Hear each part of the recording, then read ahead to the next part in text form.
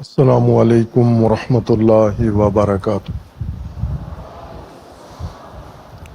اعوذ باللہ من الشیطان الرجیم، بسم اللہ الرحمن الرحیم۔ الحمد للہ والصلاة والسلام علی رسول اللہ وآلہ آل اللہ، واللعنۃ الدائمۃ علی اعدائہم اعداء اللہ من یوم عداوتہم الی یوم لقاء اللہ۔ عباد اللہ اوصیکم ونفسی بتقوی اللہ، اتقوا اللہ فإن خیر الزاد التقوی۔ بندگان خدا، آپ سب کو اور اپنے نفس کو تقوی الہی کی وصیت کرتا ہوں، تقوی الہی کی نصیحت کرتا ہوں، تقوی الہی کی جانب دعوت دیتا ہوں و تاکید کرتا ہوں کہ اپنی زندگی تقوی کے مطابق بسر کریں، تقوی کے زیر سایہ زندگی گزاریں، تقوی کی بنیاد پر نظام زندگی قائم کریں۔ تقوی اللہ تبارک و تعالیٰ کی جانب سے انسانی حیات کی حفاظتی تدبیر ہے۔ اس حفاظتی بندوبست کے ذریعے اللہ تبارک و تعالیٰ نے انسان کی دنیاوی حیات، اخروی حیات، اجتماعی حیات، انفرادی زندگی، معاشی، سیاسی، اجتماعی، ہر پہلو زندگی کا اللہ تبارک و تعالیٰ نے تقوی کے ذریعے محفوظ بنایا ہے۔ تقوی مطابقت رکھتا ہے انسان کی زندگی کے ساتھ، جیسا کہ ہدایت کی مطابقت ہے انسان کی حیات کے ساتھ۔ جو ترتیب اللہ تبارک و تعالیٰ نے انسانی زندگی کے لیے خلق کی ہے، ایجاد کی ہے، اسی ترتیب سے ہدایت کا نظام بھی تدوین کیا ہے، اور اسی ترتیب سے انسانی حیات کا حفاظتی انتظام بھی کیا ہے۔ لیکن دین شناسی و دین فہمی میں یہ ترتیب ختم کر دی گئی ہے، اور دین شناسی میں نہ وہ ترتیب زندگی کی ملحوظ رکھی گئی ہے، اور نہ ہی ہدایت کی ترتیب جو اللہ تبارک و تعالیٰ نے حیات کے مطابق بنائی تھی وہ ملحوظ رہی ہے، اور نہ ہی حفاظتی ترتیب، تقوی کی ترتیب بھی اس طرح سے ملحوظ نہیں رہی جس طرح اللہ تبارک و تعالیٰ نے مقرر فرمائی ہے۔ انسانی حیات کی ترتیب اللہ نے بنائی ہے، اور اس میں اجتماعی حیات کو مرکزی حیثیت عطا فرمائی ہے، اسے آغوش کی حیثیت عطا فرمائی ہے، بلکہ اسے اصل حیات قرار دیا ہے، اور اسی کی تنظیم کے لیے، اسی کے نظم کے لیے، اسی کی رہنمائی کے لیے دین اور ہدایت کا نظام بنایا ہے۔ جس طرح انسانی زندگی میں اجتماعی سماجی زندگی بنیادی حیثیت رکھتی ہے، اسی طرح ہدایت بھی اجتماعی و سماجی ہدایت بنیادی ہدایت ہے۔ لیکن دین شناسی میں یہ دونوں چیزیں متروک ہیں، اور زندگی میں انفرادی زندگی، فردی زندگی اور فردی زندگی کا بھی محدود پہلو مد نظر ہے، اور ہدایت بھی اسی انفرادی زندگی کے اندر منحصر کر دی گئی ہے، اور وہ بھی انفرادی زندگی کے محدود حصے کے ساتھ۔ جبکہ اللہ تبارک و تعالیٰ نے ہدایت کو اجتماعی اور سماجی زندگی کے مطابق نازل فرمایا ہے اور ترتیب دیا ہے، اور حفاظت بھی، تقوی بھی اسی ترتیب سے بنایا ہے کہ بنیادی تقوی، اساسی تقوی، انسانی تقوی جو انسان کی دنیا و آخرت کو محفوظ بناتا ہے، وہ سماجی اور اجتماعی تقوی ہے۔ انفرادی تقوی اگر سماجی تقوی نہ ہو، انفرادی تقوی انسان کو حفاظت نہیں فراہم کرتا، انسان محفوظ نہیں رہتا۔ یہ ایک عام سا قانون ہے، عقلی قانون ہے، عرفی قانون ہے، اور اسے ہر ذی شعور انسان سمجھتا ہے، اس کے لیے دلائل کی ضرورت نہیں ہوتی، یہ بدیہیات و اولیات میں سے ہے۔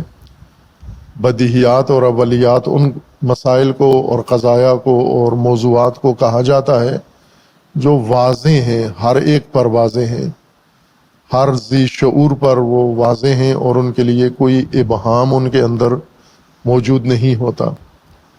اس لیے یہ کہ اجتماعی زندگی، سماجی زندگی انسان کی اگر محفوظ نہ ہو، انفرادی زندگی محفوظ نہیں رہتی۔ ہم جتنی کوشش کر لیں غیر محفوظ سماج میں اپنا خاندان یا اپنے بچے محفوظ رکھنے کے لیے ناممکن ہے۔ وہ بچے حتماً غیر محفوظ ہو جائیں گے جو غیر محفوظ معاشرے میں زندگی گزار رہے ہیں۔ اسی فطری عقلی قانون کے مطابق اللہ تبارک و تعالیٰ نے ہدایت و حفاظت کا اہتمام فرمایا ہے، اور اس کے مطابق پہلا مرحلہ الہی بنیادوں پر سماج کی تشکیل ہے۔ انسانی معاشرہ الہی بنیادوں پر قائم ہو، چونکہ انسان اور بھی پیمانے اپنے سماج اور معاشرے کے لیے بنا لیتا ہے، آبائی طور طریقے پر سماج بنائے یا طاغوتی طریقے پر بنائے، یا مختلف جس طرح آج موجود ہیں متنوع قسم کے اور مختلف قسم کے معاشرے موجود ہیں جو انسانوں نے اپنی ثوابدید پر بنائے ہیں۔ الہی معاشرہ جس کی قدریں، جس کے نظام، جس کی بنیادیں اللہ تبارک و تعالیٰ نے مقرر فرمائی ہیں، وہ معاشرہ پہلے تشکیل دینا یہ پہلی ماموریت ہے ہادیان الہی کی، انبیاء کرام علیہ السلام، ائمہ ہدیٰ علیہ السلام، اور ان کی وراثت اور نیابت میں علماء کرام کی یہ بنیادی ذمہ داری ہے۔ الہی معاشرہ، الہی نظام ترتیب دینا اور بنانا۔ اور یہ مرحلہ باوجود اس کے کہ اسلام کو نازل ہوئے 1400 سال گزر چکے ہیں، 1400 سال سے زیادہ عرصہ گزر چکا ہے اسلام کے نزول کو، جبکہ اسلامی اور دینی معاشرے کی تشکیل و ترتیب و تنظیم یہ اسلام سے پہلے سے ہے۔ انبیاء کرام علیہ السلام سب کے سب مامور ہیں، اور قرآن نے جو تاریخ امت سازی کی اور الہی نظام کی تشکیل کی ذکر کی ہے، قرآن نے حضرت ابراہیم خلیل علیہ السلام ابو الانبیاء سے شروع کی ہے، اور اس وقت سے جو عمل جاری ہے آج کئی ہزار سال گزرنے کے بعد بھی، حضرت ابراہیم کے گزرنے کے بعد بھی وہ معاشرہ انسان تشکیل دینے میں ناکام ہے۔ اس کی کئی وجوہات ہیں۔ ایک بڑی وجہ یہ ہے کہ مومن ہوتے ہوئے، مسلمان ہوتے ہوئے اور اللہ تبارک و تعالیٰ کے اوپر ایمان رکھتے ہوئے، آسمانی کتابوں کو مانتے ہوئے بھی عملی طور پر انسان دین سے باہر زندگی گزارتا ہے، یعنی فسق و فجور معصیت کاری، جرائم پیشہ اور نافرمانی کو نہیں کہتے۔ فسق و فجور نظام الہی سے باہر زندگی گزارنے کو کہتے ہیں۔ الہی نظام سے باہر رہ کے انسان عبادتیں کرے وہ بھی فسق و فجور ہے، الہی نظام سے باہر رہ کر انسان ریاضتیں کرے وہ بھی فسق و فجور ہے، کیونکہ فسق جرم کو نہیں کہتے، فسق باہر نکلنے کو کہتے ہیں۔ جیسے جو مسجد سے باہر چلا جائے، جو گٹھلی کھجور سے باہر چلی جائے، یہ فسق ہے، یہ فجور ہے۔ باہر جا کے جو مرضی کرے، باہر جا کے نیکیاں کرے، باہر جا کے برائیاں کرے، باہر جا کے جرائم کرے، باہر رہ کے خاموش رہے، وہ سب فسق کے زمرے میں آتا ہے۔ یوں نہیں ہے کہ چوریاں کرے، شراب پیے تو فاسق و فاجر ہے۔ نظام الہی سے باہر رہ کے اگر وہ خاموش رہتا ہے تو یہ فسق و فجور نہیں ہے، یہ سب فسق و فجور ہے، چونکہ باہر الہی نظام سے باہر کی زندگی مسلمانوں نے پسند کر لی ہے، چن لی ہے اور راضی ہیں اس کے اوپر، اور الہی نظام کی تشکیل کا پہلا مرحلہ بھی انجام دینے کے لیے آمادہ نہیں ہے۔ اور یہ عدم آمادگی یہ دین شناسوں نے ختم کی ہے، یعنی ان لوگوں نے جنہوں نے دین سمجھ کے لوگوں کو سمجھایا ہے، انہوں نے دین اس طرح سے قرآن سے اور سنت سے اور منابع سے لیا ہے کہ وہ پورا دین نہیں لیا، اس میں سے کچھ چیز لی ہے اور اسی کو پورا دین بنا کر لوگوں کو تفہیم کیا ہے، اور لوگ اب پورے دین کے توہم کے ساتھ اس چھوٹے سے مجموعے کو عمل کر رہے ہیں جو نظام کے بغیر ہے۔ نظام الہی سے باہر زندگی گزارنا یہ ایک عام حسن یا ایک عام حسنہ گویا بن گیا ہے۔ علماء راضی ہیں اس کے اوپر، مبلغین راضی ہیں اس کے اوپر، اور تمام طبقات مسلمان، مومنین، شیعہ، سنی، سب کے سب الہی نظام سے باہر زندگی پر راضی ہیں۔ وہ الہی نظام تو نہیں ہے جو رسول اللہ صلی اللہ علیہ وآلہ وسلم نے قائم کیا، اللہ تبارک و تعالیٰ نے قرآن میں نازل کیا، اور حضرت ابراہیم خلیل کے ذریعے اللہ نے جس کی معماری کروائی، نقشہ بنایا، ڈیزائن بنایا، اور اسے قائم کروایا، اس کی مرکزیت قائم کی، اور وہ تمام مومنین کے اوپر لازم قرار دیا کہ اس کو اقامت کریں، اقامت دین کریں، نظام دین قائم کریں۔ لیکن صدیوں سے یہ کام نہیں ہوا اور ہوگا بھی نہیں، چونکہ جس طرح کا مزاج مذہبی لوگوں کا، دینی لوگوں کا، مومن کا بن گیا ہے، وہ نظام کی جانب نہیں ہے۔ وہ نظام کے بغیر زندگی گزارنا، نظام الہی سے باہر زندگی گزارنا، اور نظام الہی سے باہر سیدھا جنت جانا ہے۔ نظام کی طرف رخ نہیں موڑا، جہت نہیں انہوں نے اپنی صحیح کی ابھی۔ اللہ تبارک و تعالیٰ نے انبیاء کرام علیہ السلام کو جس ماموریت پر فائز کیا، اور جو حضرت ابراہیم سے آغاز ہوا سلسلہ، اور باقی بعد میں آنے والے تمام انبیاء پابند ہیں ملت ابراہیم کی پیروی کے، راہ ابراہیمی اور سنت ابراہیمی، سیرت ابراہیمی اور طرز عمل ابراہیمی کے پابند ہیں تمام انبیاء، آئمہ و تمام مسلمین و مومنین۔ حضرت ابراہیم کے بعد سے خواہ وہ بنی اسرائیل ہوں یا وہ مسلمین و مومنین ہوں، وہ شیعہ ہوں یا سنی ہوں، قرآن کی نص کے مطابق سب کے سب ابراہیمی ملت پر اقامت دین کے مامور ہیں، جس کی بنیاد حضرت ابراہیم نے رکھی ہے۔ حضرت ابراہیم نے جس دین کی بنیاد رکھی اور نظام کی، وہ نظام امامت و امت ہے۔ اللہ تبارک و تعالیٰ نے حضرت ابراہیم کو امام بنایا، مرتبہ امامت پہ فائز کیا، انی جاعلک للناس اماما، ہم نے آپ کو لوگوں کا امام بنایا ہے اور بنا رہے ہیں۔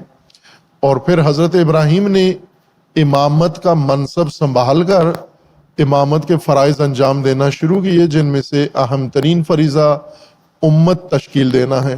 اس لیے حضرت ابراہیم نے جب مرکزیت قائم کر دی، اذ یرفع ابراہیم القواعد من البیت و اسماعیل ربنا تقبل منا انک انت السمیع العلیم، یہ مرکزیت بنائی زمین کے اوپر امت سازی کے لیے، نظام الہی کے قیام کے لیے۔ اور پھر حضرت ابراہیم نے اللہ تبارک و تعالیٰ سے یہ طلب کیا، ربنا واجعلنا مسلمین لک، ہم دونوں کو، باپ بیٹا کو، اسماعیل و ابراہیم کو مسلم بنا، تسلیم ہونے والا، فقط تیرے حکم کے سامنے تسلیم ہو، تیرے علاوہ کسی کے سامنے تسلیم نہ ہو، یہ مسلم ہمیں بنا۔ وَمِن ذُرِّيَّتِنَا أُمَّةً مُسْلِمَةً لَكَ، اور ہماری ذریت میں سے، ہماری نسل میں سے امت مسلمہ بنا، وہ امت ہو اور وہ جو تیرے فرمان و نظام و دین کے سامنے تسلیم ہو، اور تیرے علاوہ کسی چیز کے سامنے تسلیم نہ ہو۔ وَأَرِنَا مَنَاسِكَنَا، اور ہمیں اپنے فرائض تعلیم فرما، بلکہ دکھا، اراء فرما، وہ مناسک جو بنیادی احکام ہیں یا بنیادی اقدامات ہیں جن کے اوپر کوئی بڑا ڈھانچہ قائم کیا جاتا ہے، عمارت کھڑی کی جاتی ہے، وہ آمادگی والے احکام کو مناسک کہتے ہیں۔ وَتُبْ عَلَيْنَا إِنَّكَ أَنْتَ التَّوَّابُ الرَّحِيمُ، اور ساتھ ہی تو ہم پر توبہ فرما۔ حضرت ابراہیم علیہ السلام چوتھی چیز جو اس دعا میں سورہ مبارکہ بقرہ کی آیا 128 میں اللہ تبارک و تعالیٰ سے طلب فرماتے ہیں، وہ توبہ ہے۔ توبہ اللہ کی ابراہیم اور ذریت ابراہیم پر توبہ۔ یہ بیان ہوا ہے کہ دو توبہ ہیں، ایک توبہ انسان کی اللہ کی طرف، اور ایک توبہ اللہ کی انسان کے اوپر، انسان پر اللہ کی توبہ ہے۔ توبہ کا عام مفہوم یہ ہے کہ جرم ہو، عام ذہنوں میں جو تعلیم میں، دینی تعلیم میں ہمارے ذہنوں میں بٹھایا گیا، بلکہ کتابوں میں بھی یہی لکھا گیا ہے۔ اور تعجب یہ ہے کہ لغت کی کتابوں نے بھی تفسیروں سے اور فقہی کتابوں سے معنی اخذ کیا ہے، اور وہی معنی جو انہوں نے بتایا ہے وہی انہوں نے توبہ کے لغت میں بھی لکھ دیا ہے، جبکہ لغت میں وہ معنی جو علوم نے کیا ہے وہ نہیں معتبر ہوتا۔ علوم لغت سے معنی لیتے ہیں، لغت سازی نہیں کرتے۔ علوم لغت سے استفادہ کرتے ہیں، اور وہ یہ ہے کہ معصیت کے بعد رجوع کرنا، نادم ہونا، پشیمان ہونا، یہ اصطلاحی معنی ہے توبہ کا، لغوی معنی نہیں ہے توبہ کا۔ اصطلاح میں توبہ کے مفہوم میں معصیت، گناہ، جرم اور ذنب شامل ہے، کہ اگر آپ نے معصیت کی ہے، نافرمانی کی ہے، جرم کیا ہے تو آپ کو توبہ کرنی ہے۔ لیکن لغت میں توبہ کا مطلب ہے رجوع، اس جگہ سے رجوع جہاں پر آپ موجود ہیں اور جہاں آپ کو نہیں ہونا چاہیے تھا، اس جگہ سے پلٹنا، واپس آنا، رجوع کرنا اس جگہ پر جہاں پر آپ کو ہونا چاہیے، یہ توبہ ہے۔ معصیت کی ہے یا نہیں کی ہے، گناہ کیا ہے یا نہیں کیا ہے، ممکن ہے نیکیاں کرتے کرتے اپنی جگہ سے ہٹ گئے ہو، دور ہو گئے ہو، جیسا کہ ہٹے ہوئے ہیں آج نیک لوگ، نیکیاں کرتے کرتے اپنے مقام سے دور چلے گئے ہیں، اور ان کو حکم ہے کہ نیکیوں سمیت واپس آؤ، توبہ کرو۔ جیسے انبیاء کو حکم ہے کہ آپ بھی توبہ کرو، انبیاء کی امتوں کو حکم ہے کہ آپ بھی توبہ کرو۔ توبہ کا مطلب یہ نہیں کہ آپ سے گناہ سرزاد ہوا ہے، جرم کیا ہے۔ توبہ کا مطلب یہ ہے کہ جگہ ترک ہو گئی ہے، مقام چھوڑ دیا ہے، وہ مقام جہاں آپ کو ہونا چاہیے تھا وہاں پر نہیں ہو، اور جہاں پر ہو یہ آپ کا مقام نہیں ہے، یہ وہ جگہ نہیں ہے جہاں پر آپ کو ہونا چاہیے۔ ہم سب اپنا جائزہ لیں، جس طرح امیر المومنین علیہ الصلوۃ والسلام کے فرمان میں ہے، رحم اللہ امرأن، اللہ رحمت کرے اس شخص پر، اس انسان پر جو یہ تین چیزیں جانتا ہے، من این و الی این و فی این، کہ کہاں سے آیا ہے، کہاں کے لیے آیا ہے، اور اس وقت کہاں ہے۔ یہ تین جواب اگر آپ کو آتے ہیں تو امیر المومنین فرماتے ہیں یہ دین شناس ہے، یہ عالم ہے، یہ فقیہ ہے، جس کو ان تین سوالوں کا جواب معلوم ہے کہ کہاں سے آیا ہے، کہاں کے لیے آیا ہے، اور اس وقت کہاں ہے۔ یہ جاننا ضروری ہے کہ اس وقت ہم کہاں ہیں، ہم وہیں ہیں جہاں ہمیں ہونا چاہیے تھا، یا نہ ہمیں کہیں اور ہونا چاہیے تھا، معنوی طور پر، علمی طور پر، سماجی طور پر، اجتماعی طور پر، معاشرتی طور پر، سیاسی طور پر، اور مختلف پہلوؤں سے ہمیں کہاں ہونا چاہیے تھا اس وقت، انفرادی طور پر، اجتماعی طور پر، سماجی طور پر۔ امت مسلمہ کو، آج کے مسلمان کو کہاں ہونا چاہیے تھا، کیا وہیں پر ہے؟ آج کے علماء کو کہاں ہونا چاہیے تھا، وہیں پر ہے جہاں ہونا چاہیے تھا ان کو۔ جس جگہ اللہ نے کھڑا کیا تھا علماء کو، جو مقام بنایا تھا ورثۃ الانبیاء، کیا انبیاء کی جگہ پر کھڑے ہوئے ہیں، انبیاء کا میدان سنبھالا ہوا ہے، اور نیابت انبیاء کی صحیح کر رہے ہیں، وہاں ہیں موجود؟ نہ، جہاں موجود ہیں علماء یہ ان کی جگہ نہیں ہے، اس کو نکلیں یہاں سے اور وہاں پر آئیں جہاں اللہ نے ان کا مقام بنایا ہے۔ یہ توبہ ہے۔ نیکیاں کر رہے ہو یا برائیاں کر رہے ہو، اپنی جگہ پہ واپس پلٹو جو اللہ نے مقرر کی ہے آپ کے لیے۔ آپ ابھی ان جگہوں پر فائز ہو گئے ہو جو خود آپ نے اپنے لیے تشخیص دی ہیں۔ ہم نے خود اپنے لیے جگہ بنائی ہے کہ میرا دینی مقام یہ ہے، مجھے یہ کام کرنا چاہیے۔ یہ تو اللہ نے نہیں مقرر کیا، اللہ سے تصدیق، تائید اللہ تبارک و تعالیٰ کی جانب سے ہو، قرآن کے میزان و پیمانے اور معیار کے مطابق ہو، اور رسول اللہ صلی اللہ علیہ وآلہ وسلم کے بنائے گئے معیار کے مطابق ہو، اہل البیت علیہ السلام کے بنائے گئے معیار کے مطابق ہو۔ خود ساختہ معیار، آج کسی بھی انسان کو پوچھیں، وہ جو زندگی اس نے بنا لی ہے اس پہ راضی ہے، خوش ہے، لیکن کیا اہل البیت بھی خوش ہیں آپ کے اس کردار سے، آپ کے اس مقام و منزلت سے، آپ کے اس پوزیشن سے؟ نہ، خوش نہیں ہے۔ اللہ تبارک و تعالیٰ نے فرمایا کہ وَرَضِيتُ لَكُمُ الْإِسْلَامَ دِينًا، اللہ کا مرضی دین، اللہ کی رضا کا دین آپ نے اختیار کرنا ہے۔ وہ کامل دین، الیوم اکملت لکم دینکم واتممت علیکم نعمتی ورضیت لکم الاسلام دینا، وہ کامل دین، وہ کامل نعمت جس پر اللہ راضی ہے، اس دین پر قائم ہوگے تو اللہ راضی ہے آپ سے۔ ابھی آپ خود راضی ہو اپنے آپ سے۔ خود راضی انسان وہ نہیں ہے جو اللہ کو چاہیے، یہ عبد خدا نہیں ہے، یہ مومن نہیں ہے، یہ قرآن کی اصطلاح کے مطابق نظام الہی سے باہر ہے یہ نیک آدمی۔ اور جو نظام الہی سے باہر ہو قرآن کے نزدیک فاسق ہے و فاجر ہے۔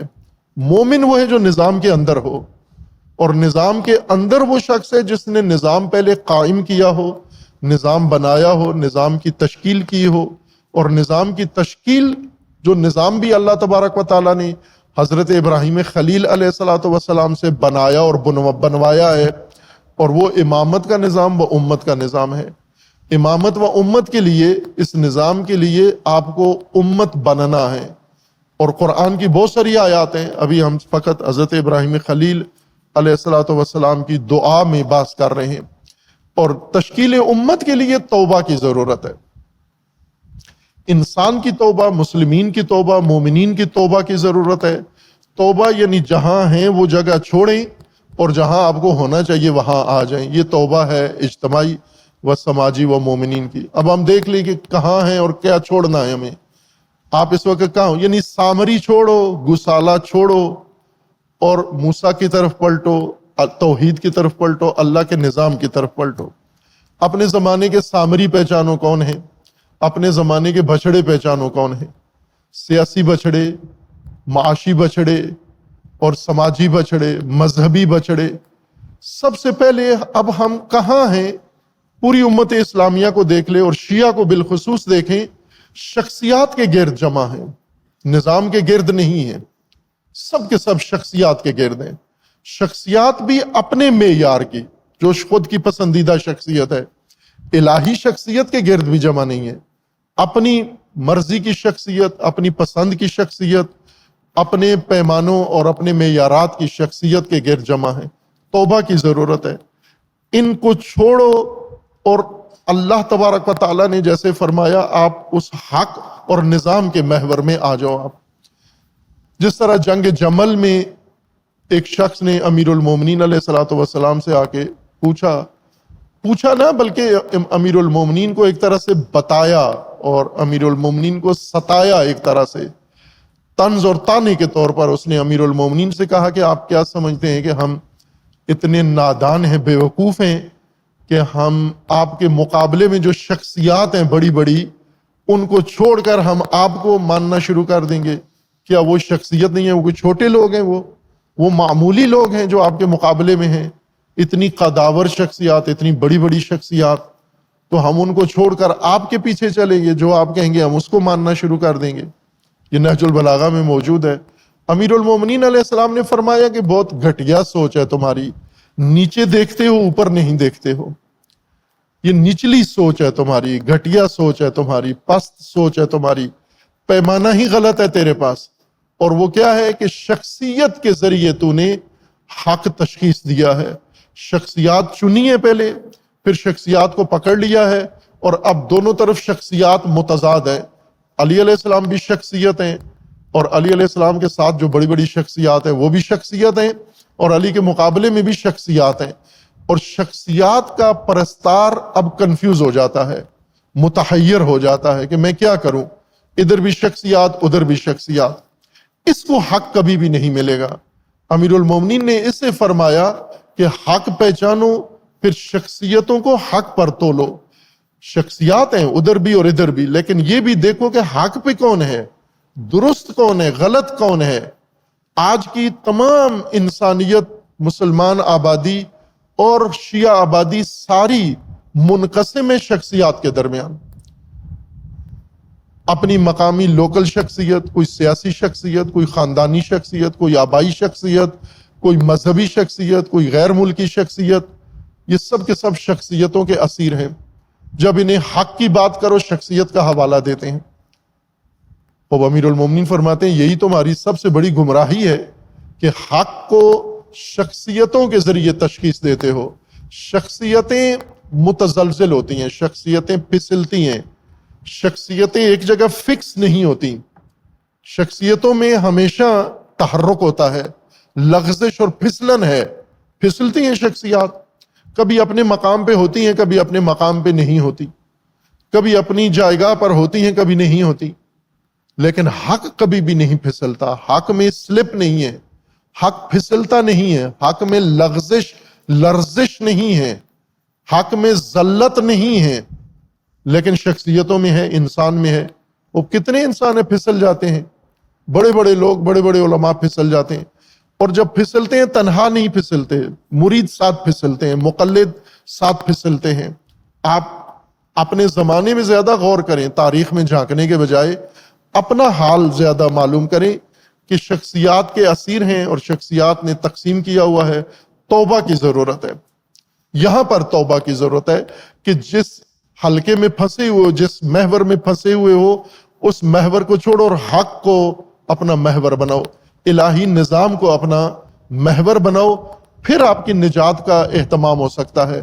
بس ایک سامری و گسالہ شخصیتیں ہیں، شخصیت ساز، اشباہ الناس شخصیت سازی کرتے ہیں، کہ امیر المومنین نے فرمایا کہ رجل قمش جہلا سماہ اشباہ الناس عالما ولیس بے، ایسے لوگ علامے کہ جو جاہل ہیں، جہالت ہے، عالم نہیں ہے، لیکن اشباہ الناس نے، لوگوں سے ملتے جلتے لوگوں نے، انسان نما لوگوں نے ان کو عالم کہنا شروع کیا، علامہ، یہ علامہ بن گئے، عالم بن گئے، ولیس بے، جبکہ یہ عالم نہیں ہے۔ یہ شخصیات ہیں جو انسانوں نے بنائی ہیں۔ مجھے یاد ہے قم مقدسہ میں جب تھے، یادش بخیر، یہ سوال کثرت سے ہوتا تھا کہ پاکستان کے جو طلاب ہیں، فضلاء علماء، یہ مجتہد نہیں بنتے، مرجع تقلید کیوں نہیں بنتے؟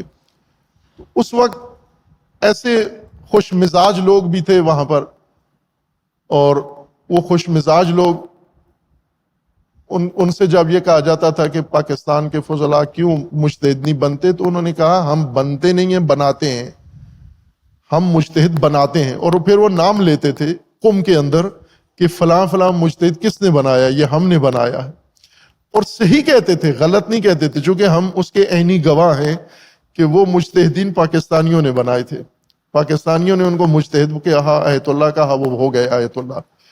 اور انہوں نے کہا کہ مجتہد بننا مشکل نہیں ہے، مجتہد بنانا زیادہ مشکل کام ہے، اور ہم یہ کام کرتے ہیں۔ کتنے مجتہدین ہیں جو ہم نے بنائے ہیں۔ خوب، یہ بھی ایک طریقہ ہے شخصیت بنانا، پھر اس شخصیت کے گرد جمع ہو جانا، اور پھر اسی کو دین سمجھ لینا۔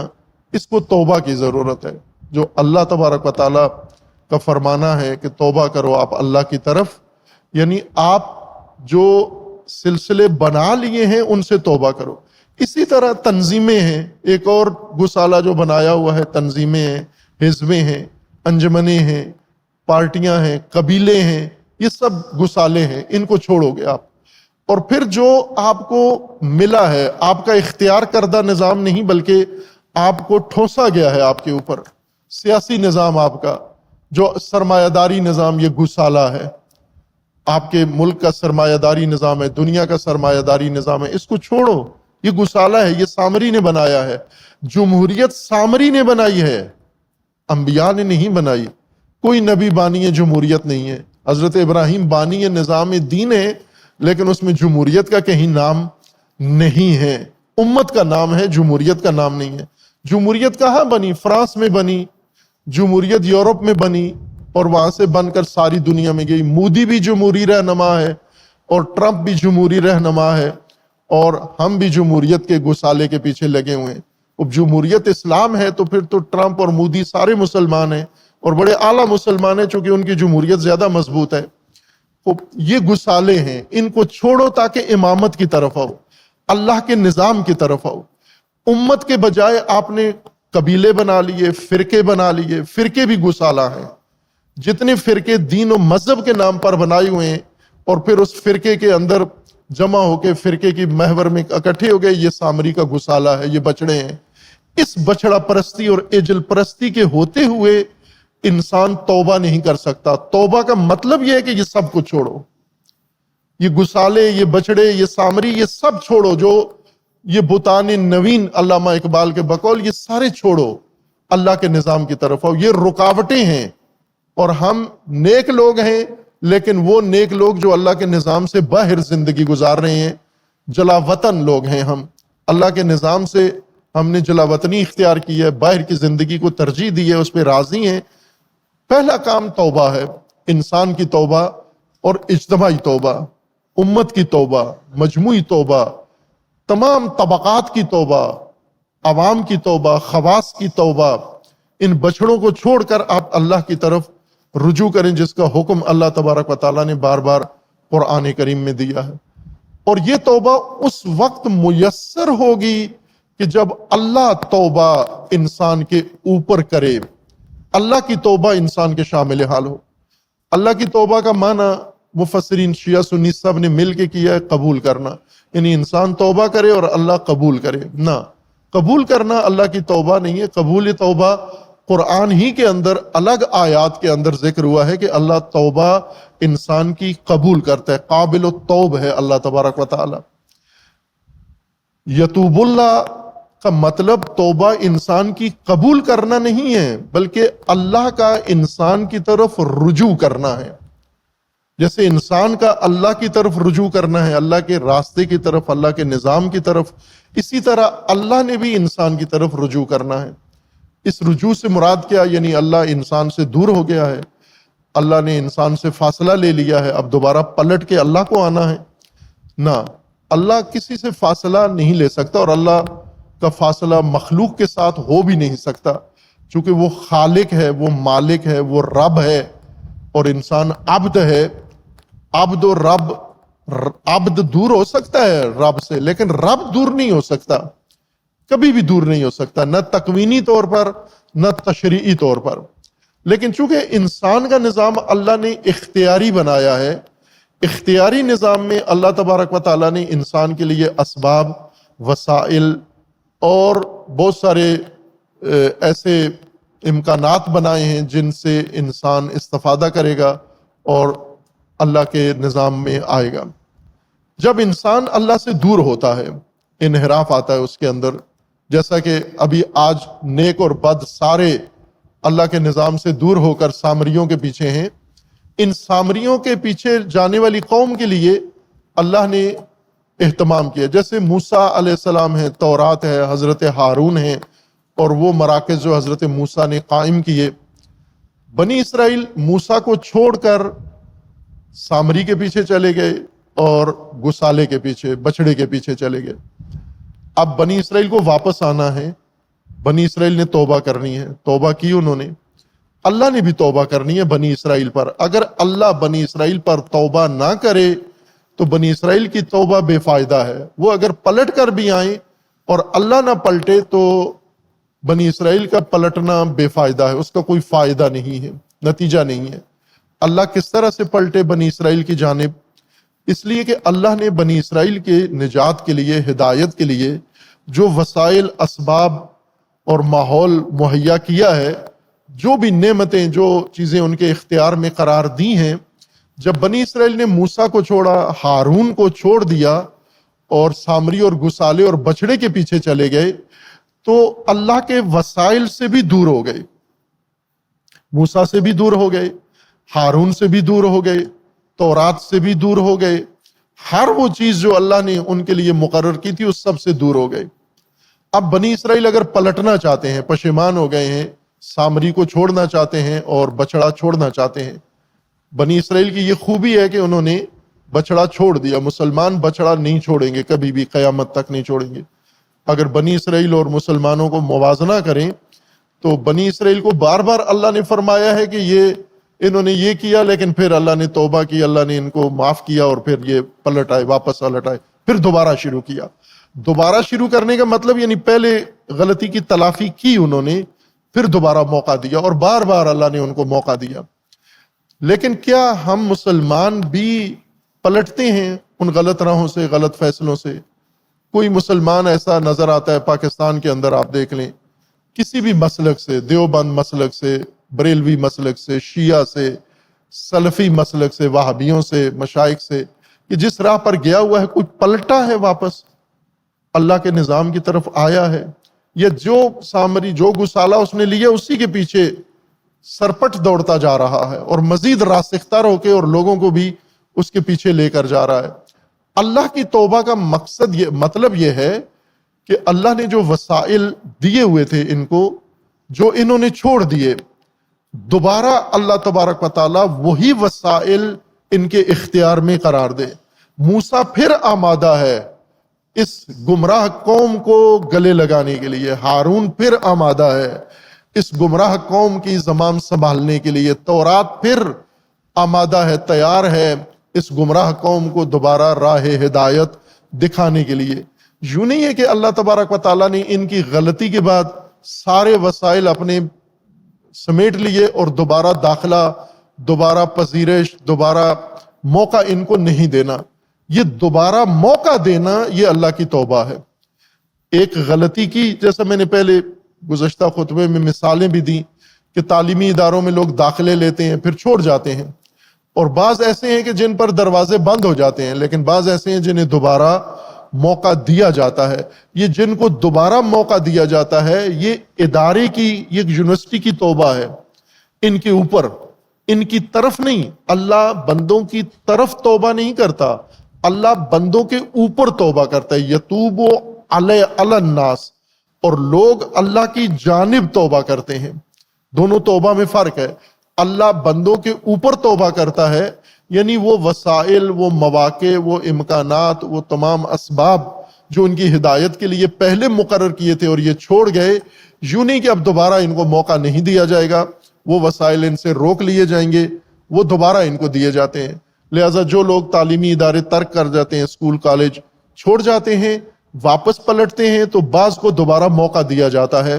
یہ ادارے کی توبہ ہے، اس شخص کے اوپر مہربانی ہے، اور یہ اس کے اوپر ایک رعایت ہے جو ادارے کی طرف سے ہے۔ لیکن کچھ ایسے ہیں جن کی توبہ قبول نہیں ہوتی، انہوں نے جرم ایسا کیا ہے، انہوں نے خطا ایسی کی ہے، دوبارہ دروازے بند ہوتے ہیں ان کے اوپر ادارے کے، انہیں موقع نہیں دیا جاتا۔ بس اللہ تبارک و تعالیٰ نے ہر امت کو موقع دینا ہے، بار بار موقع دینا ہے، ایک دفعہ نہیں، بار بار موقع دینا ہے۔ یہ سنت خدا ہے کہ کوئی انسان کسی وقت بھی پلٹنا چاہتا ہے اللہ کی طرف، تو اللہ اپنے وسائل پلٹائے گا اس کی طرف، اللہ بھی وہ سارے مواقع دوبارہ دے گا اس کی طرف۔ لیکن یہ امت اگر ارادہ کرے، یہ لوگ اگر ٹھان لیں، نیت کر لیں کہ ہم نے الہی نظام کی طرف جانا ہے، تو وہ نظام کے اسباب اللہ ان کے اختیار میں قرار دیتا ہے۔ لیکن جو لوگ گسالے کے پیچھے جائیں، سامری کے پیچھے جائیں اور وہیں سے سیدھے جنت میں جائیں، سامری کی قیادت اور امامت میں، اور گسالے کی دم پکڑ کے یہ کہیں جی کہ ہم جنت جا رہے ہیں، خوش ہوں اور سالانہ جشن منائیں، عرس منائیں کہ جنتی ٹولہ ہے، گسالے کے ذریعے جنت میں جا رہا ہے۔ نہ، نہیں جا سکتے آپ۔ سامری چھوڑو گے، گسالہ چھوڑو گے، خب سامری گسالہ چھوڑ دیں گے، ہمارا بنے گا کیا؟ ایک بڑے طبقہ ہے وحشت زدہ ہو جاتے ہیں جب انہیں یہ سوچتے ہیں کہ سامری چھوڑیں، گسالہ چھوڑیں، تو گھبرا جاتے ہیں، پھر ہمارا بنے گا کیا؟ وہ پھر بنے گا یہ کہ یتوب اللہ علیکم، اللہ تمہارے اوپر رجوع کرے گا، اللہ سارے وسائل، سارے امکانات، ساری توفیقات اللہ تبارک و تعالیٰ کے اختیار میں، وہ ساری اللہ آپ کو پلٹا دے گا۔ تو اللہ کی طرف سے موقع پلٹا کے دوبارہ موقع دینا، یہ اللہ کی توبہ ہے انسان کے اوپر، اور انسان کا غلط فیصلوں سے واپس آ کے اپنے مقام پر آ کر قائم ہو جانا جہاں اس کو ہونا چاہیے تھا، وہ مقام جو اللہ تبارک و تعالیٰ نے اس کے لیے مقرر فرمایا ہے، یہ انسان کی توبہ ہے۔ اس کے بغیر الہی نظام، امامت کا نظام قائم نہیں ہو سکتا۔ بعض اوقات لوگ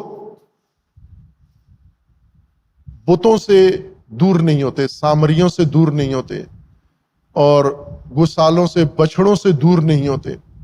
حضرت ابراہیم علیہ السلام کا قاعدہ یہ ہے، طریقہ یہ ہے کہ اگر لوگوں کو بتوں سے دور کر سکتے ہو تو یہ پہلا کام ہے، لیکن اگر لوگ اتنے راسخ ہیں کہ بت رچ بس گئے ہیں، اشربوا فی قلوبہم العجل، گسالے کی محبت ان کے ڈی این اے میں چلی گئی ہے، رگوں میں، خون میں چلی گئی ہے، تو ظاہر ہے یہ نہیں نکالی جا سکتی۔ اس صورت میں کیا کریں؟ اس صورت میں یہ بچھڑا ہی ذبح کروا دیں، چونکہ محبت شدید ہے ان کے دل میں، محبت نہیں نکالی جا سکتی، انہیں بچھڑے سے دور نہیں کر سکتے، بچھڑا ذبح کر دو۔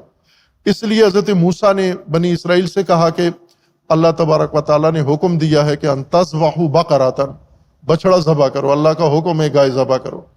کیوں ذبح کریں؟ اس لیے کہ محبت نکلے، گائے کی محبت تمہارے دلوں میں ہے، گائے ذبح کر دو آپ۔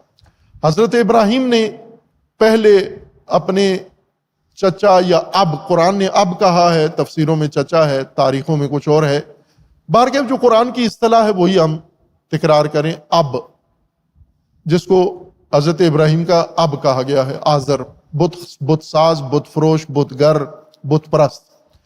اس شخص کے دل سے، یہ گھریلو بزرگ اپنا، اس کے دل سے حضرت ابراہیم نے پوری کوشش کی، ایڑی چوٹی کا زور لگایا کہ آزر کے دل سے بت کی محبت نکال دیں، اور نہ صرف نکلی نہیں بلکہ پہلے سے زیادہ راسخ تر ہو جاتی تھی، اور گویا آزر ابراہیم کی ضد میں آ گئے اور زیادہ بت پرستی شروع کر دی ابراہیم کو چڑھانے کے لیے۔ اور حضرت ابراہیم نے دیکھا کہ آزر کی اصلاح نہیں ہو سکتی، آزر کے دل سے محبت بت کی نہیں نکل سکتی، تو بت ہی توڑ دیے جائیں، گسالہ ہی ڈبو دیا جائے، گائے ہی ذبح کر دی جائے، تاکہ یہ گمراہی کا منبع ہی ختم ہو جائے۔ اب یہ بھی امت سازی اور نظام الہی کے قیام کے لیے یہ ایک مرحلہ ہے کہ آپ لوگوں کو توبہ کرائیں، لیکن اگر لوگ توبہ کے لیے تیار نہیں ہیں، کیوں کہ بچھڑے اور بت اتنے مقدس ہیں کہ وہ بت توڑنے پڑیں گے آپ کو، جس طرح رسول اللہ صلی اللہ علیہ وآلہ وسلم نے مکہ میں بت توڑے۔ مسلمین جو مسلمان ہوئے تھے فتح مکہ کے موقع پر، بت پرست، یہ رسول اللہ سے التجا کرتے تھے کہ آپ بے شک ہم بتوں کی پوجا نہیں کرتے، بتوں کو کعبہ سے نکال دیں، لیکن انہیں توڑے نہیں، انہیں محفوظ کریں، میوزیم بنائیں، عجائب گھر بنائیں اور اس میں ان کو محفوظ کر دیں۔ رسول اللہ نے حکم دیا کہ ان کو توڑنا ہے، توڑ دیے۔ توڑنے کے بعد یہ کہتے تھے کہ ان کے ٹکڑے یہ ہمیں دے دیں، ہم اپنے گھروں میں لے جائیں یادگار کے طور پر کہ یہ کسی زمانے میں ہمارے خدا تھے۔ تو رسول اللہ نے وہ ٹکڑے بھی ان کو نہیں چننے دیے۔ اور پھر ایک اور مزیدار کام کیا جو ان کو بہت ناگوار گزرا۔ حضرت ابراہیم نے کہا کہ یہ جو بتوں کے ٹکڑے ہیں یہ دفن کیے جائیں مسجد الحرام کے دروازے پر، اور اس دروازے میں دفن کریں جہاں سے لوگوں نے گزرنا ہے، یعنی ان کو پائمال کرو، یہ بت توڑو، ان کو دفن کرو، اور انہی بت پرستوں کا ہو کہ اس کے اوپر جوتوں سے چلیں، بتوں کی پائمالی بھی کریں۔ اس لیے باب الشیبہ جو مسجد الحرام کا ہے، ابھی بھی مناسک میں اور کتابوں میں ہے کہ حاجی جب جاتا ہے خصوصاً پہلے سال تو باب الشیبہ سے، پہلی دفعہ حرم میں باب الشیبہ سے داخل ہو۔ اب تو دروازے بہت زیادہ ہو گئے ہیں اور لوگ سہولت کے لیے یا انتظامی مسائل کے لیے قریب ترین دروازے سے داخل ہوتے ہیں، لیکن پرانی ساخت و تعمیر کے مطابق باب الشیبہ سے جانا افضل ہے، مستحب ہے، تاکید ہے کہ پہلی دفعہ جو حاجی جاتا ہے باب الشیبہ سے جائے۔ باب الشیبہ کی خصوصیت یہ ہے کہ اس کے نیچے زمین کے نیچے بت دفن ہیں، بتوں کے ٹکڑے جو توڑے گئے تھے امیر المومنین نے توڑے تھے وہ وہاں دفن کیے، اور انہی مشرکین، سابقہ مشرکین اور موجودہ مسلمین کو کہا گیا کہ آپ اس کے اوپر روندیں۔ انہیں بڑا ناگوار گزرتا تھا اور روتے تھے، رسول اللہ کے پاؤں پڑتے تھے کہ آپ انہیں دفن نہ کریں اور کم از کم ہمیں ان کے اوپر سے نہ گزاریں، یہ ہم سے نہیں ہو سکتا۔ یہ ضروری ہے، بت پرستی بت شخصیت کا ہو، بت قومیت کا ہو، بت فرقے کا ہو، بت قبائلیت کا ہو، بت کسی بھی شکل میں ہو، بت توڑنے سے امامت کے لیے میدان فراہم ہوتا ہے، امت سازی کے لیے میدان فراہم ہوتا ہے۔ بتوں کے ہوتے ہوئے یہ کام نہیں ہو سکتا، اور حضرت ابراہیم نے یہ کام بھی کیا ہے۔ بس اللہ کی توبہ یہ ہے کہ اللہ اگر وہ سارے مواقع فراہم نہ کرے جو نظام الہی کے قیام کے لیے ہیں، انسان اپنی کوششوں سے نہیں کر سکتا۔ اس لیے حضرت ابراہیم نے تکمیل نظام کے لیے اللہ تبارک و تعالیٰ سے یہ دعا بھی طلب کی ہے، وَتُبْ عَلَيْنَا إِنَّكَ أَنْتَ التَّوَّابُ الرَّحِيمُ۔ اور پھر اس کے بعد اگلی دعا ہے ربنا وابعث فیہم رسولا منہم یتلو علیہم آیاتک ویعلمہم الکتاب والحکمہ ویزکیہم انک انت العزیز الحکیم۔ یہ تسلسل نظام امامت جو بہت اہم نقطہ ہے، جو دین شناسی میں غلط فہمی کا شکار ہو گیا، تسلسل نظام امامت۔ اللہ تبارک و تعالیٰ نے انبیاء مبعوث فرمائے، پھر رسول اللہ پر آ کر سلسلہ بعثت انبیاء روک دیا، اب کوئی اور نبی نہیں آئے گا، لیکن امامت مسلسل جاری ہے، امامت کا تسلسل ہے۔ اور یہاں پر امامت کے تسلسل کی اتنی اہمیت ہے جتنی خود امامت کی اور توحید کی اہمیت ہے، کہ اگر امام ابراہیم ہو پہلے اور آخری امام اور پھر ختم ہو جائے، وہ حضرت ابراہیم کی امامت ہمارے لیے ذکر ابراہیم، درود و سلام ابراہیم پر ثواب کا باعث تو ہوگا، لیکن امامت ابراہیم اس نسل کی کیا کام آئے گی؟ اس نسل کو آج امام چاہیے، ہر نسل کو امام چاہیے اور الہی امام چاہیے، ورنہ سامری کو امام بنا لیں گے، یہ اپنا امام بنا لیں گے، اپنا نہیں، اللہ کی طرف سے ہر نسل کو امام چاہیے۔ اور حضرت ابراہیم نے جس طرح تسلسل امامت کا طلب کیا، جب امام بنایا جا رہا تھا تو تسلسل طلب کیا، انی جاعلک للناس اماما قال ومن ذریتی، یہ مسلسل ہونا چاہیے، نظام امامت ذریت کے اندر قائم رہنا چاہیے۔ اور پھر جب امت سازی کی تو فرمایا کہ یہ تسلسل کے ساتھ میری ذریت میں امت مسلمہ ہونی چاہیے، اور جب ذریت نظام ہوگا امامت کا تو اس کو تسلسل کے لیے راہبر و قائد و امام کی ضرورت ہے، اس لیے فرمایا کہ ربنا وابعث فیہم رسولا۔ یہ بہت اہم نقطہ ہے کہ اسے بعد میں بیان کریں گے۔ اللہ تبارک و تعالیٰ نے حکم دیا، اگلی آیت میں آ رہا ہے وَمَن يَرْغَبُ عَن مِلَّةِ إِبْرَاهِيمَ إِلَّا مَنْ صَفِحَ نَفْسَهُ، یہ ابراہیم کا طریقہ ہے، یہ ابراہیم کا راستہ ہے، یہ ابراہیم کا مذہب و دین ہے۔ اس سے جس نے بھی کنارہ کشی اختیار کی، جس نے منہ موڑا، وہ صفی ہے، وہ فقی نہیں ہے۔ جو راہ ابراہیم سے منہ موڑے گا وہ عالم نہیں ہے، وہ مومن نہیں ہے، وہ صفی ہے، وہ بے وقوف ہے، وہ احمق ہے جو ابراہیم کے راستے سے ہٹ کے کوئی اور راستہ اختیار کرے گا۔ ابراہیم کا راستہ امامت و امت کا راستہ ہے، امامت اللہ کی طرف سے اور امت بھی اللہ کے توفیق سے امام کے ہاتھوں سے، یہ راہ ہے، ابراہیم ہے۔ اور آج کی نسل کے لیے، بعد والوں کے لیے، پچھلی نسلوں کے لیے جنہوں نے صدیوں سے یہ نظام ترک رکھا، ان کے لیے بھی راستہ یہی تھا، لیکن انہوں نے اپنے راستوں کو ترجیح دی، شہنشاہوں کو اور آمروں کو اور جمہوریتوں کو موقع دیا، طاغوتوں کو موقع دیا۔ طاغوتوں کو موقع سب سے زیادہ موقع مومنوں نے دیا ہے، ان لوگوں نے دیا ہے جو نظام الہی کے یا قائل نہیں تھے یا نظام الہی کے لیے کوششیں نہیں کرتے تھے، انہوں نے میدان طاغوتوں کے حوالے کیا۔ اللہ تبارک و تعالی ہم سب کو توفیق تقوی عطا فرمائے۔ خداوند تبارک و تعالی ہمیں فہم دین، فہم قرآن، فہم دین رسول اللہ و فہم تعلیمات اہل البیت علیہ السلام اللہ تبارک و تعالی ہمیں عطا فرمائے اور ان پر عمل کرنے کی توفیق عطا فرمائے۔ اعوذ